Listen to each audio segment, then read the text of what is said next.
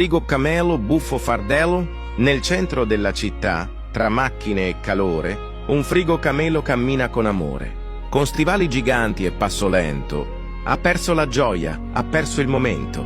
C'è freddo qui dentro, dice senza sorriso. Ma nel deserto non c'è più paradiso. Latte e burro, ora disorganizzato, continua da solo, sempre più stanco.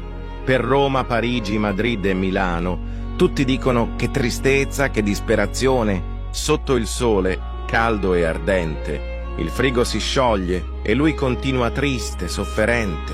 Frigo Camelo, sommerso e perduto, con il suo carico va verso un destino sofferto. Da Lisboa a Firenze, senza più speranza, la sua strada è lunga, senza alcuna ricompensa. E ora a Londra tutto è più pesante, con occhi stanchi, già senza essere notato.